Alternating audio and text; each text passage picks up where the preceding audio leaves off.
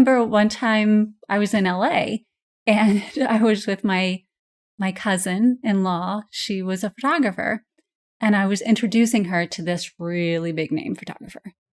And we were walking into the restaurant, and I'm a klutz. We know this. Like, it's something we share in common. It's a wonderful thing. Being around us, you should wear a splash shield. We'll just put that out there.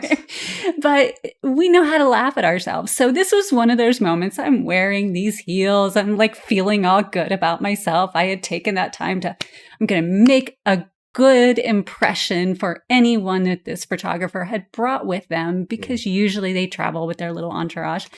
And I'm walking in with my cousin-in-law, and sure enough, I hit a spot. I go up in my heels, fly up, land, skirt goes flying. Not the first time this has ever happened to me, but it is the first time in the streets of LA heading into a big meeting. And I'm just sweet, sweet cousin-in-law. She looks at me and she's like mortified for me. I jump up, do a move, and I go, and I stuck the landing. And we both laugh, and I turn around, and there is the photographer with his entourage. And they are all just looking at me for a moment, wanting to make sure I'm okay. Yeah. And then they just bust out laughing. Yeah. It was the best first impression I could have made on them. Yeah. They loved it. But if I had laid on the ground, embarrassed, crying, all upset, and let my inner critic take over, then it could have been a completely different story. And I could have sabotaged my cousin-in-law's whole meeting. Instead, got up and we had the meeting. The rest is superfluous, but it was a wonderful opportunity for me to just own who I was. I know I'm a klutz. I know these things happen. I probably should have never worn heels. Like, that would have been the better decision. But the point is, I had a choice in that moment when I was laying on the sidewalk. Yeah. We all have choice. We all know who we are. We all can make choices leading into that, knowing who we are. And if we make a choice that lands us on our keister with a skirt over our head on the sidewalk, we have a choice in that moment too. Give in to our inner critic and be humiliated, or go, well, that just happened. Get up and keep moving through it. Right? I love that. Yes. Thank you. Thank you for sharing that. If I find myself in that situation, I might have to ask a few more questions, but yes. So will I. Yes.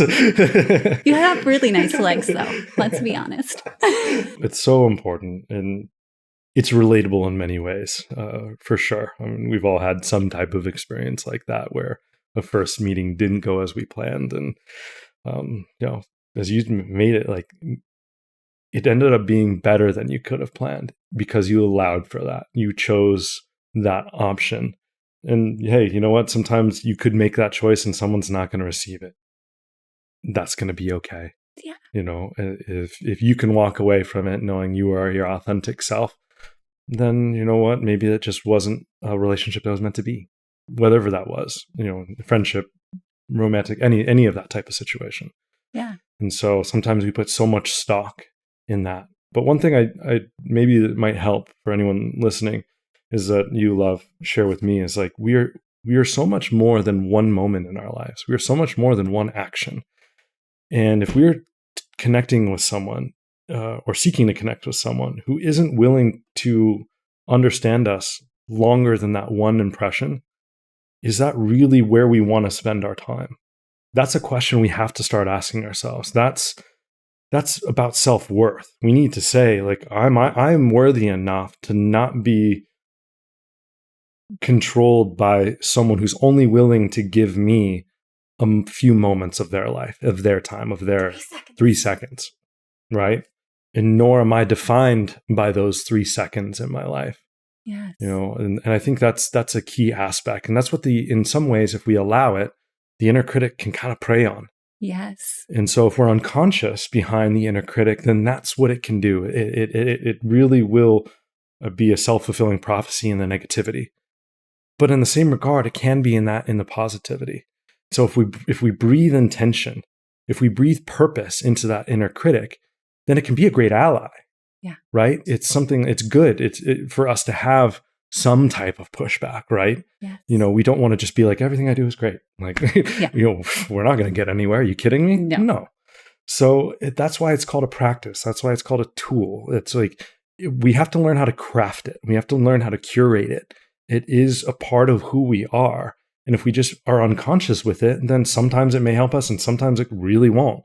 And most of the time, it might just really hurt us a lot of the time. Yeah.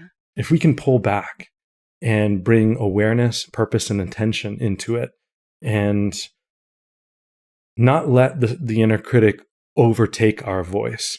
And when we say silence that inner critic, we're not saying to shut it up. We're saying that we are not controlled by it, that we are taking that time to step up and direct that critic to bring purpose into it. So if it's saying, hey, I don't feel worthy enough to be in this conversation or something like that, or maybe I'm not maybe this person won't like me. Well, as you said, flip that script or turn it around or shift it and say, no, you know what? I am worthy. And I want to bring the best of me into this, regardless of what this person desires to bring back to me, and see where that flows. And if they're willing to meet me at that, then man, we could have a really awesome experience in life.